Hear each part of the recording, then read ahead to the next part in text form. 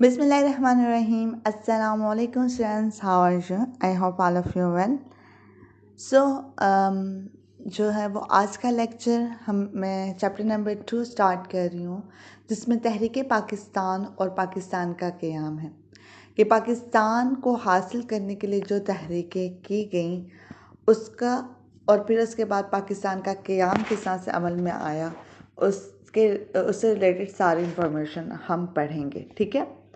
इसमें जो पहला पैराग्राफ है उसके अंदर आप लोगों को मतलब जो पहले जो वाक़यात हैं वो तकरीबन ये कि 1857 से लेके 1940 के जितने भी हालात व वाक़यात हैं वो बताए जाएंगे, और 1940 से 1947 तक जो तहरीक पाकिस्तान शुरू हुई उसके तारीख़ी वाक़यात मुख्तसर तौर पर बयान किए जाएंगे। ठीक, जब पाकिस्तान का क़याम होगा फिर उससे रिलेटेड सारी इंफॉर्मेशन आपको दी जाएगी, जिसके अंदर जो है आइन का बनने के लिए कोशिशें, ठीक है, कायदे आज़म मोहम्मद अली जिन्ना का पाकिस्तान को कायम रखने में अहम किरदार अदा करना, लियाकत अली ख़ान जो वज़ीर आज़म थे उनका अहम किरदार अदा करना, फिर मार्शल लॉ जो मुल्क में लगे उसकी वजाहत की गई है इसमें, और आइन जो बने पाकिस्तान के जो दो आइन बने 1956 का और 1962 का आइन, इससे रिलेटेड इंफॉर्मेशन पढ़ी जाएगी।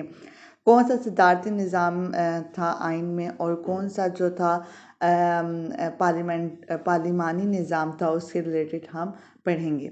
लेकिन आज का जो है वो रिलेटेड ये है कि जो आज का टॉपिक हम शुरू करने जा रही हैं उसके अंदर 1857 यानी जंग आज़ादी से जो बाद के वाक़यात हैं और जंग आज़ादी से पहले क्या वजूहात थी कि जो है अंग्रेज़ों ने हिंदुस्तान पे कब्ज़ा कर लिया और किस तरीके से मुसलमान मजबूर हुए अलग वतन हासिल करने के लिए। ठीक है, तो आज का लेक्चर स्टार्ट करते हैं। सबसे पहले ये बात याद रखिएगा कि पाकिस्तान ये नहीं कि 1947 में बगैर किसी कोशिश के बन गया, नहीं, इसकी कोशिश साथ साथ टाइम टू टाइम होती रही। लेकिन अगर आप देखो सबसे पहले जो 712 में मोहम्मद बिन कासिम ने सिंध को फतह किया और उनकी आमद के बाद जो मुसलमानों का सिलसिला शुरू हुआ फतूहात का, वो बढ़ता चला गया। उसके बाद गज़नवी दौरे हुकूमत आई। गज़नवी दौरे हुकूमत जो आप टू नेशन थेरी में पूरा यानी पैराग्राफ पढ़ चुके हो, जिसमें हिस्ट्री आप पढ़ चुके, इस तरीके से आप 6-7 क्लासेस में भी मुस्लिम रूल्स जो हैं वो पढ़ चुके हो। मोहम्मद बिन कासिम से ऑनवर्ड मोहम्मद बिन कासिम से लेके ऑनवर्ड जो आपका पूरा रूल मुसलमानों का रहा था, 1000 साल की हुकूमत कहते हैं उन्हें, जो मुगलिया सल्तनत कायम हुई और बहादुर शाह ज़फ़र आखिरी मुग़ल बादशाह कहलाई। ठीक है, तो मोहम्मद बिन कासिम ने जो सिंध फतह किया, इनके बाद जो है गज़नवी दौरे हुकूमत आया। गज़नवी दौरे हुकूमत के बाद जो है वो कुतुबुद्दीन ऐबक की हुकूमत हुई। ठीक है, फिर ग़ुलामों की जो हुकूमत आई, जिसे हम कहते हैं स्लेव डायनेस्टी, गौरी डायनेस्टी। इसी तरीके से जो है आगे हुक्मरानी चलती रही और लोधी ख़ानदान की हुक्मरानी आई। ठीक है, तुगलक डायनेस्टी आई। तो जो लोधी ख़ानदान का जो बादशाह था इब्राहिम लोधी ने जो था वो बहुत ज़्यादा स्ट्रिक्ट था और बहुत ज़्यादा सख्त होने की वजह से लोग उसका हुक्म नहीं मानते थे। वो ना अपने वज़ीरों की सुनता था, जो कहता था कि मैंने एक दफ़ा कह दिए तो वही करें। ठीक है, तो इसकी वजह से क्या हुआ कि अमीर जो थे या जो उसके मिनिस्टर्स वगैरह थे वो उसके अगेंस्ट हो गए, और फिर यही वजह बनी कि उसका रूल ख़त्म किया बाबर ने। मोहम्मद बाबर ने ख़त्म किया, और जो बाबर जो था वो मुग़लिया सल्तनत की उन्होंने बुनियाद रखे। ठीक है, और तकरीबन 1526 में यानी 1526 में उन्होंने इंडिया में रूल स्टार्ट किया मुग़लिया सल्तनत का। यानी मुसलमानों की हुक्मरानी जो मोहम्मद बिन कासिम से शुरू हुई वो मुग़लिया सल्तनत तक पहुंची 1526 में। मुग़लिया सल्तनत 1526 से लेके 1857 तक कायम रही। स्टूडेंट्स एक बात याद रखिएगा, 1857 तक, कब तक कायम रही? 1857 तक। और आखिरी मुग़ल बादशाह का नाम जो था वो बहादुर शाह ज़फ़र था। लेकिन मोहम्मद बिन कासिम की जो आमद से शुरू हुआ वह सिलसिला था वो ख़त्म किस पे हुआ, जो है वो औरंगज़ेब आलमगीर की जो वफ़ात थी। औरंगज़ेब आलमगीर जो थे वो मुग़ल बादशाह थे। इससे रिलेटेड हमने जो है 7th क्लास में मैंने आपको बताया था कि लैडर ऑफ मुग़ल एम्पायर्स, ठीक है, यानी मतलब बाप के बाद जो बेटा था वो हुक्मरानी करता था।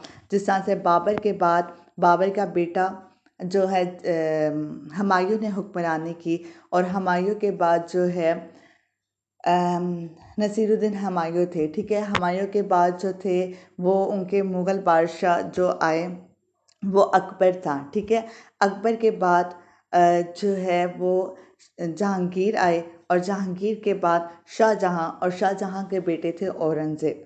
औरंगज़ेब ने 50 साल, तकरीबन 50 साल हुक्मरानी की, और जो है जब इन्होंने हुक्मरानी शुरू की तो ये बहुत ज़्यादा ज़हीन थे, और इनका रिलीजन्स की तरफ बहुत ज़्यादा रुझान था, मजहबी थे। तो औरंगज़ेब आलमगीर को हम कह सकते हैं कि 1707 में इनकी डेथ के बाद जो इनके जो बेटे थे या फिर जो शहंशाह बने, बाद में जो इक़्तिदार में आए मुग़लिया सल्तनत के, वो ऐशो इशरत में पड़ गए। जब दौलत बहुत ज़्यादा होगी, हुक्मरानी बहुत बड़ी होगी, और मुग़लिया सल्तनत कोई छोटी नहीं थी, या सिर्फ पाकिस्तान का एक खित्ता नहीं था या इंडिया का एक खित्ता नहीं था, बल्कि इसके अंदर वो बहुत से इलाके थे जो आज बर्मा है। इसी तरीके से बांग्लादेश का इलाका, बंगाल बहुत बड़ा है, ठीक है। बंगाल आधा बांग्लादेश में है, और बांग्लादेश बना है, और आधा बंगाल जो है, जी स्टूडेंट्स, आधा बंगाल जो है वो किस में है, इंडिया में है। तो इतनी बड़ी सल्तनत को संभालना मुसलमानों के लिए मुश्किल हो गया था, मुसलमान हुक्मरानों के लिए, ठीक है। तो औरंगज़ेब आलमगीर जो है 1707 में इनकी वफ़ात के बाद मुसलमानों का ज़वाल शुरू हुआ, मुसलमान पस्ती की तरफ चले गए। उस टाइम मुसलमानों को संभाला दीनी मजहबी तौर पे भी, और कहीं ना कहीं उनको जो है सियासी तौर पे भी शाह वलीउल्लाह दहलवी ने, ठीक है। इनके बारे में भी हम पढ़ते हैं आपकी बुक का पेज नंबर 19 पे, आप देख सकते हो फर्स्ट पैराग्राफ, ये तहरीक पाकिस्तान का पस मंज़र, बैकग्राउंड हम पढ़ रहे हैं कि क्या पीछे क्या हालात हुए कि तहरीक पाकिस्तान मूवमेंट स्टार्ट हुए, ठीक है। तो उसके अंदर सबसे पहले जो रीज़न उन्होंने यही बताई है कि मुसलमान जब बरसगीर में इंटर हुए, वो किसके बाद इंटर हुए, मुसलमानों की आमद किसके बाद शुरू हुई, मोहम्मद बिन कासिम की फतह सिंध के बाद। पहला पॉइंट आपको ये मिल गया, ठीक है, जो मैंने अभी आपको डायग्राम के थ्रू भी समझा दिया। सेकंड देखें, मुग़ल बादशाह औरंगज़ेब आलमगीर की जो वफ़ात थी 1707 में हुई। 1707 में जो है मुग़ल बादशाह जो थे वो उनकी डेथ हो गई औरंगज़ेब आलमगीर के बाद। उसके बाद मुसलमान हुकूमत पस्ती का शिकार हो गए, ठीक है, या ज़वाल का शिकार हो गए, उनका यानी मतलब डाउनफॉल स्टार्ट हो गया था। लेकिन इसके चंद ही साल बाद हज़रत शाह वलीउल्लाह की शक्ल में एक रिफॉर्मर्स, एक इस्लाह करने वाले और एक मुजहद मंज़र पर आ जाने से बरसगीर में इस्लाम की बका और मुसलमानों का इस्तक़लाल की पुरज़ोर तहरीक का आगाज़ हुआ। आगे देखें स्टूडेंट्स, ईस्ट इंडिया का क़याम। ईस्ट इंडिया जो थी वो 1600 में कायम हुई थी। कब कायम हुई? 1600 में। और किसने कायम की थी? अंग्रेज़ों ने, यानी जो ब्रिटिशर्स हैं ना बेटा, ये याद रखिएगा, जो इंग्लैंड है, इंग्लैंड यानी बरतानिया जो है, ठीक है, वो ब्रिटन्स पीपल जो थे वो इंडिया में आए। उनका मकसद जो था वो इंडिया में तिजारत करना था, ठीक है, ट्रेड करना था। लेकिन बेसिकली वो इंडिया के ऊपर अपना कब्ज़ा करना चाहते थे, सही है। 1600 में ईस्ट इंडिया कंपनी का क़याम अमल में आया। ये ईस्ट इंडिया कंपनी की आप देख सकते हो, ये बिल्डिंग है जो उस टाइम कायम थी, यानी 1600 के टाइम पे। इनका पर्पसेस यही थे कि ये ट्रेड की गर्ज से आए थे, लेकिन असल में ये मुसलमानों के ऊपर मुसलमानों के ऊपर नहीं, मुसलमानों के इक़्तिदार को ख़त्म करके इंडिया पे कब्ज़ा करना चाहते थे। यहाँ पे वो कहते थे कि सोने की चिड़िया है इंडिया जो है, ठीक है। तो 1600 में ये इस्टेब्लिश हुई थी जहांगीर के दौर में, ठीक है। Era of Jahangir, establish of east India company इन 1600, ठीक है। अब नेक्स्ट आप देखो पॉइंट, सिराजुद्दौला। सिराजुद्दौला जो थे, जब ईस्ट इंडिया कंपनी कायम होगी तो उन्होंने अपना असर रसूख यहाँ पे कायम करना शुरू कर दिया। उन्होंने, वैसे तो वो तिजारत के घर से आए थे, लेकिन अंदर खाने उन्होंने असला इकट्ठा करना शुरू कर दिया, और असला इकट्ठा करने के साथ साथ उन्होंने किले बनाए।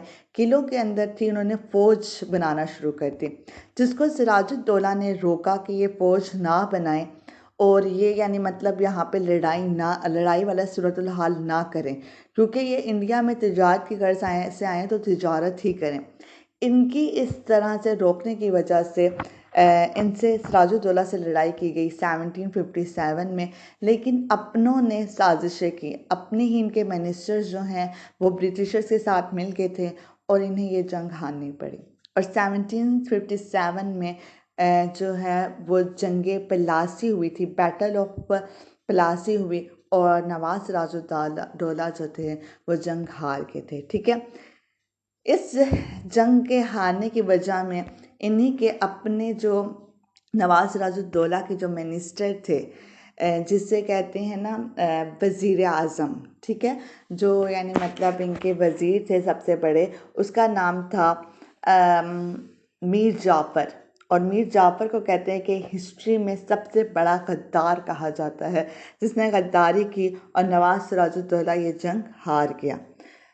और वो क्योंकि अंग्रेज़ों के साथ मिल गया था, और उसने बाद में इक़्तिदार उसको मिला था। नवाज यानी बंगाल का जो रूलर था मीर जाफ़र बना, और मीर जाफ़र का जो बेटा था मीरान, उसने कत्ल किया था, शहीद किया था सिराजुद्दौला को, ठीक है। नेक्स्ट देखें, आपका पॉइंट है कि मैसूर वार्स। मैसूर वार जो हुई थी वो 1799 में हुई। सेम जो कंडीशन मैंने आपको बताई, और ये श्रृंगापातम में हुई थी 1799 में। ये आप देख सकते हैं वार की क्या कंडीशन थी, किस तरह से लोगों मुसलमानों को कत्ल किया जा रहा था और उनके इलाकों पे कब्जा किया जा रहा था, ठीक है। अब इसमें जो थे वो टीपू सुल्तान थे। हीरो कौन थे? टीपू सुल्तान, जो कि टीपू सुल्तान मैसूर के रूलर थे, और इन्होंने जो था ये भी अंग्रेज़ों के ख़िलाफ़ डटे। इन्होंने अंग्रेज़ों के ख़िलाफ़ जो है वो जहाद का ऐलान किया, और ये भी चाहते थे कि अंग्रेज़ों का रास्ता रोका जाए और मुसलमानों की हुक्मरानी को कायम रखा जाए। लेकिन सिचुएशन उल्ट हुई, और इनका भी यही हुआ कि अपनों ने ही साजिश की, अपने मिनिस्टर्स ने या हिंदुओं ने आगे पीछे जो है बगावत कर दी, और गद्दारी जब की तो ये जंग हार गए, और फिर उसके बाद इन्होंने जाम शहादत नोश किया। आपकी बुक का पेज नंबर 19 का ही सेकंड पैराग्राफ, यानी जो टॉपिक नंबर है तहरीक पाकिस्तान का जो पस मंज़र है वो हम देख रहे हैं, बैकग्राउंड ऑफ पाकिस्तान मूवमेंट का। तो सेकंड पैराग्राफ देखें कि सियासी सतह पर अंग्रेज़ों ने ईस्ट इंडिया कंपनी तिजारती जो था ट्रेड कंपनी जो कायम की गई थी, ईस्ट इंडिया कंपनी के नाम से अपना रस्म रसूख कायम कर दिया, खूब कायम किया। लेकिन उन्होंने क्या किया, अंदर खान ने अपना असला रखना शुरू कर दिया, और फौज बनाना शुरू कर दी। तो ये मेन वजह बने कि दो जगह पे इनको बहुत ज़्यादा स्ट्रिक्टनेस का सामना करना पड़ा। उसमें जो थे बंगाल के नवाज सिराजुद्दौला, 1757 में जंग प्लासी हुई, जिसमें अंग्रेज़ों का रास्ता रोकना चाहा, लेकिन अपनों की साजिशों की वजह से ही वो ये जंग में शहीद हो गए। 1799 में मैसूर के हुक्मरान टीपू सुल्तान को भी अपनों की गद्दारी की वजह से जाम शहादत नोश करना पड़ा। इल्मी महाज पे अगर देखें कि शाह वलीउल्लाह के साहबजादगान और इनकी औलाद और फिर इनके शागिर्द सरगर्म अमल रहे, और इसके ज़ेर असर कौन सी तहरीक शुरू हुई? तहरीक मुजाहिदीन शुरू हुए, जिसके अमीर जो थे वो सैयद अहमद शहीद बरेवली थे। सैयद अहमद शहीद बरेवली का कहा जाता है कि इन्होंने सिखों का रास्ता रोकने के लिए 1931 में बालाकोट के मकाम पर सिखों से लड़ाई की, और सिखों से लड़ाई करते हुए इन्होंने जाम शहादत नोश किया था, ठीक है। और इस तरह से ये इनकी डेथ हो गई। इसके बाद फर्जी तहरीक बंगाल की सबसे ज़्यादा मशहूर हुई। कौन सी तहरीक मशहूर हुई? फर्जी तहरीक। इसका मकसद जो था कि मुसलमानों को मुत्तहद करना था और उनके असर रसूख को दोबारा से कायम करना था। ये तमाम जो है सिलसिला होता रहा, लेकिन मुसलमानों ने एक आखिरी कोशिश की कि किसी तरीके से अपने इक़्तिदार को कायम रख सकें और वार ऑफ इंडिपेंडेंस हुए। वार ऑफ इंडिपेंडेंस 1857 में स्टार्ट हुई, 1 साल जारी रही, लेकिन मुसलमान ये जंग हार गए और 1858 में जो है ये यहाँ पे मुसलमानों का पूरे इंडिया में रूल ख़त्म हो गया। और किसका रूल स्टार्ट हो गया? जो रूल स्टार्ट हुआ वो बेटा ये याद रखिएगा, यहाँ पे अंग्रेज़ों का रूल स्टार्ट हो गया। ठीक है, तो वॉर ऑफ इंडिपेंडेंस यानी जंग आज़ादी जो है वो 1857 की लास्ट एफर्ट थी मुसलमानों की, और इसमें हिंदू भी शामिल थे और भी बहुत सी कम्युनिटीज़ शामिल थी। यानी 1931 में सैयद अहमद शहीद और इनके रफ़ीकुल ख़ास सैयद इस्माइल शहीद बालाकोट में सिखों का मुकाबला करते हुए शहीद हो गए। जो मैंने आपको बताया था, सिखों का मुकाबला करने, सिखों का रास्ता रोकने के लिए उन्होंने किया था। अस्करी सतह पर अगर देखें तो ये इस्लाम को कायम रखने की आखिरी कोशिश थी, एक नाकाम कोशिश की गई थी। तरबियती मैदान में इस तहरीक के असरात जारी रहे और ख़ास तौर पे बंगाल की जो फ़राइज़ी तहरीक थी इसका नुमाया किरदार अदा करती है। इसमें क्या था कि मुसलमान अपने मज़हब की अदायगी सही तरीके से कर सकें और दावत और तलकीन का काम सिलसिला जारी हो सके। ठीक है, और आखिर में मुसलमानों ने अपने सियासी अया और इस्तक़लाल को कायम करने की आखिरी कोशिश की और 1857 की जंग आज़ादी हुई, जो वार ऑफ इंडिपेंडेंस कहलाती है 1857। I hope you can understood all the lecture. मैंने आप लोगों को बहुत अच्छे तरीके से डिलीवर करने की कोशिश की है और इसके अंदर ये 3 पैराग्राफ हैं, लेकिन इसमें बहुत ऑब्जेक्टिव्स हैं। सबसे पहला ऑब्जेक्टिव यही है कि मोहम्मद बिन कासिम ने सिंध को कब फतह किया? तो कब फतह किया? 712 में। ठीक है, तो मुसलमानों की आमद का सिलसिला शुरू हुआ। दूसरा क्वेश्चन आपके पैराग्राफ के लिहाज से अगर देखें तो औरंगज़ेब आलमगीर की वफ़ात कब हुई? 1707 में। उसके बाद मुसलमान पस्ती का यानी जवाल का शिकार हो गए। मुस्लिम हुकूमत जो है वो जवाल का शिकार हो गई, पस्ती का शिकार हो गई। ठीक है, थर्ड इसमें से एक क्वेश्चन बन सकता है कि जो है 1799 में कौन सी जंग हुई और किन्होंने लड़ी? तो 1799 में मैसूर की जंग हुई थी, जिसमें जो थे वो टीपू सुल्तान और अंग्रेज़ों के दरमियान हुए, लेकिन अपने की साजिशों की वजह से टीपू सुल्तान ये जंग हार गए और शहीद हुए। ठीक है, इसी तरीके से ये आपसे पूछा जा सकता है जंग प्लासी कब हुई, किन के दरमियान हुई और इनके जो लीड यानी मतलब किन लोगों के दरमियान हुई थी। तो 1757 में अंग्रेज़ों और नवाब सिराजुद्दौला के दरमियान जंग प्लासी हुई और जो कि है अंग्रेज़ जीत गए थे और ये शहीद हो गए थे नवाब सिराजुद्दौला। ठीक है, फिर इसके बाद 1831 में जो है बालाकोट के मकाम पर सिखों से लड़ाई करते हुए कौन शहीद हुए थे? तो सैयद अहमद शहीद बरेवली हुए थे और उनके रुफ़का जो थे सैयद इस्माइल शहीद थे। ठीक है, ये सारे के सारे सिखों से मुकाबला करते हुए शहीद हुए थे। और इस तरीके से फर्जी तहरीक का क्या मकसद था? फर्जी तहरीक का बुनियादी मकसद क्या है? तो फर्जी तहरीक का बुनियादी मकसद था कि मुसलमानों को फ़राइज़ की अदायगी और दावत व तलकीन था। जंग आज़ादी कब हुई? 1857 में जंग आज़ादी हुई। ये चंद क्वेश्चन हैं जो देखो डेट्स हैं उसको हाईलाइट्स अपने बुक पे कर लें। अभी जो मैंने आपको बताया ना ये क्वेश्चंस बन सकते हैं, इन पॉइंट्स को हाईलाइट कर लो ताकि आप लोग ये अच्छा पक्के तरीके से याद कर लें, क्योंकि इसमें बहुत ऑब्जेक्टिव है और इंशाल्लाह आपको समझ आ गई होगी। अल्लाह हाफ़िज़।